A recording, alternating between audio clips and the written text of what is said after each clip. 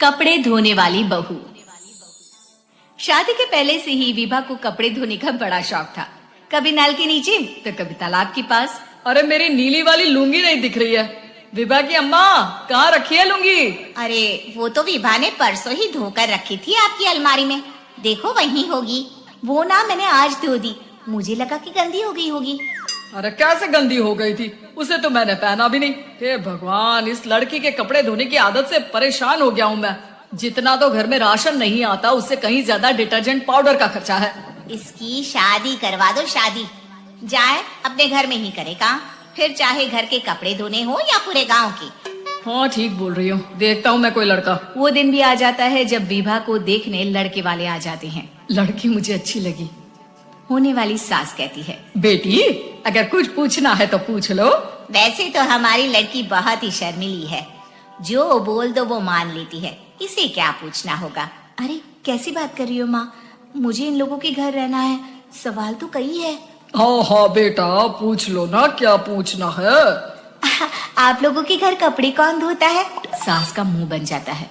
देखो, अगर तुम ये कहना चाहती हो कि तुम्हें कपड़े धोने नहीं आते तो सुन लो, कपड़े मैं ही धोती हूँ, लेकिन तुम्हारे आ जाने के बाद मैं रुमाल तक नहीं धोऊंगी। अरे चुप रहना भाग्यवान, बहू बेचारी घर आई नहीं, उसे डराना शुरू कर दिया।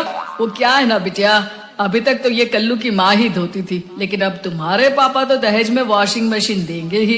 तभी विभा की माँ बोल पड़ती है, सवाल भी पूछा तो क्या। वैसे भाई साहब, मशीन की तो फिर भी कपड़े धोने की कैपेसिटी होती है, मतलब जो बिटिया दे रहे हैं ना विभा, इसे कपड़े धोने का बहुत शौक है। ये आप लोगों के क्या, आस पड़ोस गांव मोहल्ले सबके कपड़े धो दे और उफ तक ना करे। बाहर देखा नहीं आपने कितने कपड़े सूख रहे हैं? सब हमारी बिटिया ने ही तो धोए हैं। बस भी करो ना माँ, शर्म आ रही इतनी तारीफ सुनकर। और तो और एक दाग निकाल कर दिखाओ तो मान जाओ। हाँ अच्छा अच्छा, माफ करना बेटा, मैंने गलत समझा।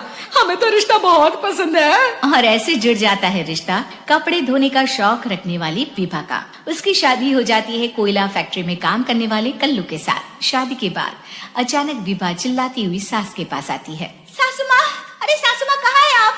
ये तो धोखा है, धोखा दिया आप लोगों ने मुझे। इसे ससुर के चक्कर के बारे में पता चल गया। अरे तो उसमें तुझे क्यों धोखा मिला है? अरे नल में पानी नहीं आता, कपड़े कैसे कब धुलेंगे? अच्छा अच्छा, तो पानी नहीं आ रहा उसकी बात कर रही है। तो आपने क्या सोचा? कुछ नहीं। अच्छा हाँ, तेरी माँ ने कहा था कि कपड़े धोने का शौक है तुझे, याद आया मुझे। शौक शौक बोलकर कपड़े धोने वाले मेरे जुनून को कम ना आके सासू माँ, कपड़ा धोना मेरा गुरूर है। तभी पति भी वहाँ आ जाता है। अभी अभी मैंने इसे सनी देओल की फिल्म दिखाई है, उसी के डायलॉग मार रही है माँ। अच्छा सुन, साफ साफ बता रही हूँ, पानी सुबह 4 से 6 और शाम को 10 से 12 आता है, समझी? विभा टाइमिंग सुनकर हैरान हो जाती है। ये क्या भूतों का मोहल्ला है? सुबह 4 बजे उठकर कौन कपड़े धोता है? 4 बजे टंकी में पानी जाता है, फिर सारा दिन धोना ना, किसने मना किया? अरे कैसी बात कर रही है? 200 लीटर की टंकी में कितने कपड़े धो लूंगी मैं, सुबह ही उठ जाऊंगी मैं। अब क्या था, विभा सुबह 4 से लेकर रात के 12 बजे तक कपड़े ही धोती रहती। एक रोज सास पड़ोस से निकलकर कहीं जा रही होती है कि साथ वाली कहती है, हाँ कल्लू की माँ, जरा ये बताओ कि 2 साड़ी है, 2 ब्लाउज और एक पेटीकोट और एक नाड़े वाला लंबा कच्छा। हाँ तो? अरे तो क्या, कितना लोगी धुलाई, ये बताओ। धोबन दिख रहे हैं हम क्या? हमारे पति सरकारी नौकरी से अभी अभी रिटायर हुए हैं और बेटा सुपरवाइजर है कोयला फैक्ट्री में। धोबन समझ रखा है हमें? हाय रे कल्लू की अम्मा, माफ कर दो, वो तो मोहल्ले में यही सब बता रहे थे कि तुमने बहू को कपड़ा धुलवाने के काम में लगा दिया है। सास को पड़ोसन की बात सुनकर गुस्सा आ जाता है। वो घर पहुंचती है जहां घर के बाहर ही इतने सारे कपड़े सूख रहे होते हैं जितने कि किसी धोबन के घर पर। अरे ओ कल्लू की दुल्हन, बाहर निकल। माँ जी यहीं आ जाओ, बाथरूम में चादर धो रहे हैं हम। अरे अभी हम धोते हैं, तुमको बाहर निकलो। ये आस पड़ोस वाले बोल रहे हैं कि हम बहू से कपड़े धुलवा धुलवा कर उसे कपड़ा धोने वाली बना दिए हैं। अरे छोड़ो ना माँ जी, किन लोगों की बातों में आती हो? आस पास के लोगों का तो काम ही होता है कि वो किसी तरह सास बहू को लड़ा दे। बहू सारे घर के कपड़े धोती है, ये क्या कम है? बोलिए। सास को भी लग जाता है कि वो बहू का ये संकीपन नहीं छुड़वा सकती, इससे अच्छा है कि खुद ही चुप हो जाए। एक रोज सास और बहू मंदिर जाते हैं, जहाँ सास की साड़ी वहाँ खड़ी भीख मांगने वाली से मिलती है। माँ जी क्या बात है, आपकी साड़ी उस भिखारन से कितनी मिल रही है ना? हाँ हाँ देखो तो दोनों की साड़ी मिल रही है। क्या बात है कल्लू की अम्मा, तुम खुद को तो अफसर की बीवी बताती हो और ऐसी सिंपल सी प्लेन साड़ी पहनकर घूमती हो। सिंपल और प्लेन नहीं है ये साड़ी। तो क्या सोने के धागे से फूल बने हैं? कुछ भी सासू माँ, कुछ भी। हाँ बने थे इस साड़ी में सोने के धागे से फूल। मेरे पति लेकर आए थे मद्रास से स्पेशली मेरे लिए 10,000 की।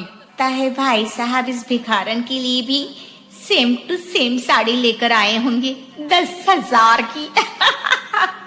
सास उस वक्त कुछ नहीं कहती, लेकिन बहू के साथ घर आती है और अलमारी से एल्बम निकाल कर लाती है। ये साड़ी देख रही है, ये वही साड़ी है जिसे मैंने अभी पहना था। इस साड़ी में ये जो चमकदार फूल दिख रहे हैं ना, ये सोने के धागों से काढ़े गए हैं।